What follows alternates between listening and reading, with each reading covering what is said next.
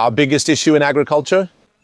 The weather. Grandpa used to say the weather answers to no one. It does whatever it wants. Now, of course, today we have meteorological systems that allow us to predict a series of weather conditions, including, for example, even frosts. The even bigger problem is that I don't need to know there's going to be a frost just a moment before or an hour before, but I need to have enough time to put all my strategies into action. How can all this be done? Today I'll tell you about it. Hello to all the farmers, I hope you're all well. Today I'm here in Emilia-Romagna to discover together with you a new experimental research project funded by the Emilia-Romagna region with Renova as the lead partner. It's called Dati Meteo 4.0, but let's find out together what it's all about. Dati Meteo 4.0 was created to address the problem of late frosts, a phenomenon that has become increasingly frequent in recent years, causing serious damage, especially in the fruit sector of the region. The goal of the project is to provide forecasting systems to farmers through advanced digital platforms. The heart of the project is actually the weather data platform, which integrates meteorological data from various sources, both public, such as those from the Meteorological Network and Arpae, and private sources. That is, the agrometeorological stations located within the farms. A survey was actually carried out at the regional level to select additional stations to integrate into the Arpae meteorological network in order to increase the coverage of this monitoring network and therefore also its accuracy. The project's innovation lies in two aspects: integrating public and private data sources and bringing that data together on a single platform. An innovative aspect which had never been done before to overcome the fragmentation of data, and thus be able to connect more data sources and provide farmers with value-added information. The second aspect instead is the evaluation and testing of forecasting models that are run and validated not only on public weather stations but also within private ones. The combination of these two aspects therefore allows the farmer to have precise, timely, and reliable information so that the farmer can anticipate these phenomena and identify and implement the right protective measures to counter them and thus avoid sometimes irreversible damage. Why is it important for a farm to monitor the surrounding environment?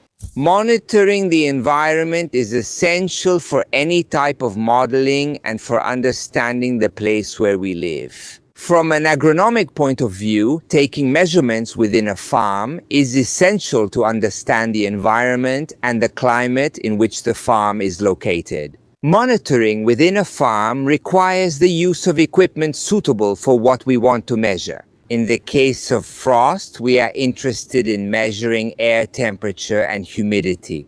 These are measured using weather stations with one or more connected sensors. Normally, multiple temperature sensors are used to take measurements at different heights in order to get an idea of the temperature stratification, especially on those days, those nights when the temperature stratifies precisely because of radiative cooling, that is, the loss of heat that the ground experiences during clear and cold spring nights. When I need to evaluate the climate of a farm and compare it with other farms, I need to standardize the placement of the weather station. I can't assume that the weather station placed on a farm isn't influenced by obstacles such as the orchard itself.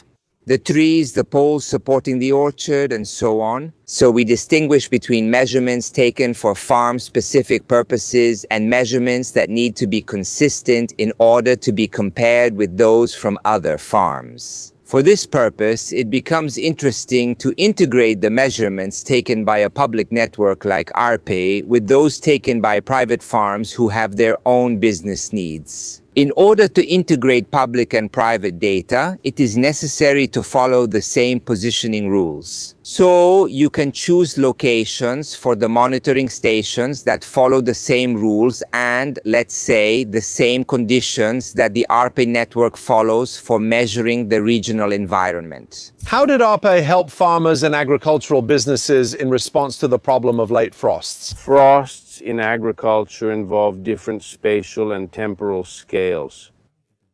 To counteract frosts, at Arpae we are working to develop and apply forecasting models to help farmers set up protection systems. There are also different time scales to take into consideration here. First of all, we need a few days' notice to know if cooling is expected at the regional level. It's clear that when we have this advance notice 2 or 3 days, we can't have a perfect forecast. Anyway, the associated uncertainty is greater, but it's still important to know in advance if cold air will arrive, even if the details are limited. To start preparing, for example, the protection systems. To start making water available, for example, which is needed for the anti-frost protection systems. Then there are systems that, on the other hand, need to focus more on spatial detail because late frosts are characterized by very, very high spatial variability. This is due to the physical process involved because the radiative cooling typical of radiative frosts is such that local factors come into play and therefore the variability is very high. So we need very detailed forecasting tools.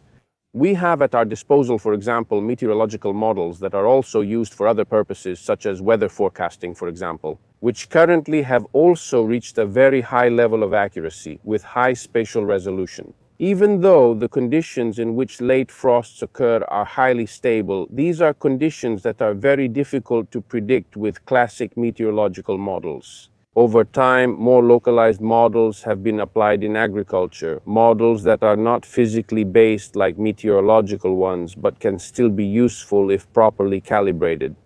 That's why on-site measurements are also useful, precisely to be able to calibrate this type of models that try to simulate radiative cooling at the local level. For example, the model we have available at Arpae, Emilia-Romagna, is a model that uses air temperature and humidity data at sunset to simulate potential cooling.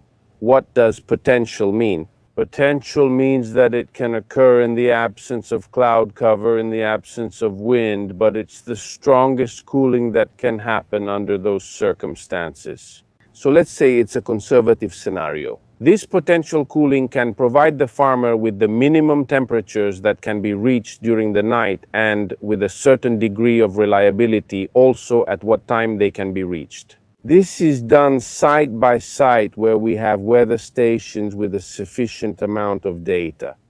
In this case, these models allow us to estimate a typical cooling that will depend on the situations, on local conditions, for example, also on the shape of the area's topography, land use, and so on. This allows the farmer to have an accurate forecast the night before the event. This way he can make arrangements. And let's say prepare for the event and, if necessary, activate his frost protection systems. We have two main types of frost that can occur in our areas. They are advective frost and radiative frost. They are two completely different worlds. Advective frosts are caused by a flow of cold air that affects the entire region. They are characterized by strong winds. It's precisely the winds that bring cold air, generally from the north, for example, the Bora winds, which are often also associated with very low air humidity, so with dry air, basically. In some circumstances, these situations can cause widespread damage. Widespread damage, and even when the cold spells are really intense, damage can also occur during the winter. These events are much rarer. There aren't many results on this, nor many adequate protection systems, because the cooling is such that we can't counteract it. On the contrary, radiative frosts are very local phenomena, meaning they have a very high spatial variability and are characterized precisely by the loss of heat from the ground, by radiation.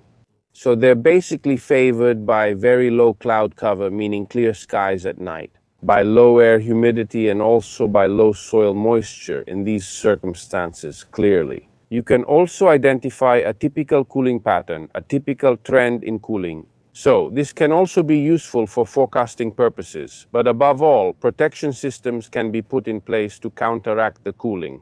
Radiative cooling is also characterized by strong temperature inversions. So the temperature increases with altitude. Why? Because clearly it's the ground that cools first and then the first layers of the atmosphere. So, for example, you can use protection systems that release latent heat, like anti-frost systems, to counteract cooling, for example, in the lower layers of the atmosphere. So, do we turn it on or not? Well, we'll decide that based on the data we have. As you saw, these are really interesting studies because they help us more and more to understand what to do in a very, very chaotic world like agriculture, since it has so many variables. So I hope you liked the project. I'll leave the entire project down below in the description with the link and all the documentation so you can check it out if you're interested. Let me know what you think in the comments below. But anyway, especially you, how do you predict the weather? I want to hear how you do it. Write it down in the comments below. I'll see you in the next video. Bye, everyone.